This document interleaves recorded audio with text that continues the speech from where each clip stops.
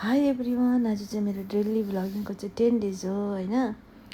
अनि सबैजनालाई जय मसिकी नमस्कार अनि सलोम। अन्त आजको चाहिँ मेरो भ्लगिङ चाहिँ बिहानको स्टार्टिङ चाहिँ मैले चाहिँ तातो पानीबाट गर्छु। जहिले पनि म त तातो पानी खान्छु, 1 ग्लास तातो पानी खान्छु।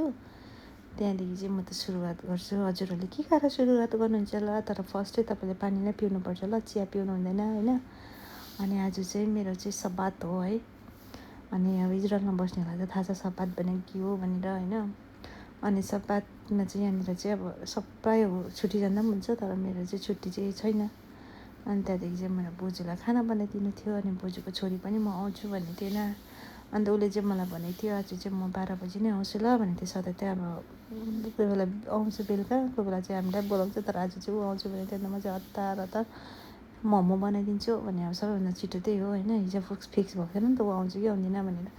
अनि हतार त्यो डो बनाएँ। अन्त डो बनाएँ, त्यस मेसिनमा बनाएको डो चाहिँ साह्रै गिलो हुन्छ कि।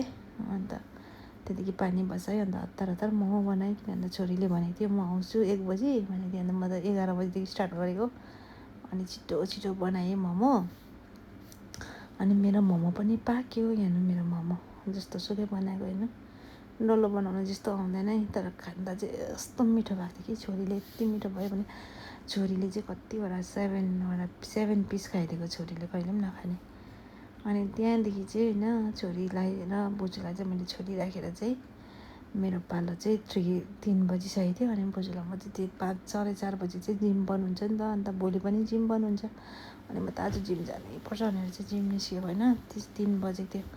अन्त जिम सकेर आउँदाखेरि चाहिँ भरे सक्दाखेरि त 5 बजी, म साढे 4 बजी म जिमबाट निस्केको। आउँदाखेरि त छैन, सबै बन्द रहेछ उयो क्या, बन्द रहेछ। अनि मलाई चाहिँ मेरो साथीले चाहिँ मलाई फोन गरेर भनेको थियो, मलाई नयाँ मेरो साथी आइरहेछ नि त पेतक टिक्पामा।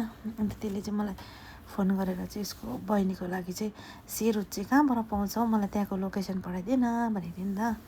अनि मैले मेरो यहाँबाट पठाएको, अन्त होइन अरे सेरुट जहाँ पाउँछ त्यहीँको पठाइदिनु अरे। अब नयाँ बहिनीहरूलाई हेल्प गर्नै पऱ्यो है।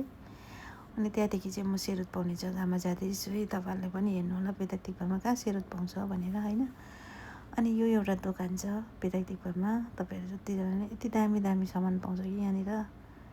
वाह भन्ने हुन्छ नि, अब यति दामी पाउँछ, कुनै पनि नराम्रो हुँदैन कि यसकोमा सामान चाहिँ यति दामी हुन्छ।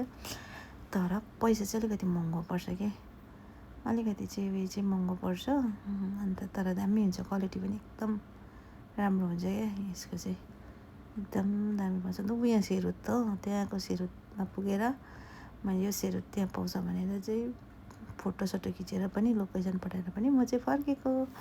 अनि म फर्किँदा चाहिँ म एक्लै होइन, कोही छैन पनि हेर्नु न, त्यहाँ दोकान सबै बन्द।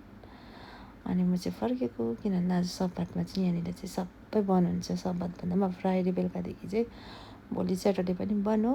अनि स्याटरडे बेलुका खोलिन्छ भन्दा पनि सन्डेदेखि चाहिँ सबै खुल्ला हुन्छ। अनि त्यहाँदेखि चाहिँ म हेर्नु न गरममा लुरुक घाममा म फर्किँदैछु। अनि मैले चाहिँ नक्कल पार्दै बनाउँदै थिएँ भिडियो होइन। अनि त्यहाँदेखि हेर्नुहोस् तपाईँले पेतक टिक्पा चाहिँ सबै कुरा बन्छ। अनि म चाहिँ एक्लै आउँदै थिएँ, छिटो गएर 5 बजिसक्यो। अब बोजूलाई फेरि बोजूले म बिना फेरि बत्ती बाल्दैन, उयो गर्दैन नि त। आज मेरो बोजूले चाहिँ आज बत्ती बाल्छ नि त होइन। अन्त उनीहरूले चाहिँ, अनि म बिना त बाल्दैन। बोजूले मलाई पर्खिँदै होला भन्दा चाहिँ म चाहिँ कुद्दैछु छिटो। मेरो चाहिँ नजिकै हो, 5 मिनट लाग्छ, तर पनि अब भिडियो बनाउँदै आउँदाखेरि चाहिँ यति। अनि छिटो आएँ, बत्ती सत्ती बालेँ। त्यहाँदेखि चाहिँ बोजू र मैले चाहिँ अब आज चाहिँ 6:30मै खाना खान्छ नि त बोजूले। अन्त हतार मैले सलाद बनाइदिएँ। अनि यो मेरो नाइटको खाना हो। अनि मैले यो सलाद र अन्डा खाएँ। अनि मेरो बोजूलाई पनि यो दिएँ। अनि आजको ब्लग यतिमै।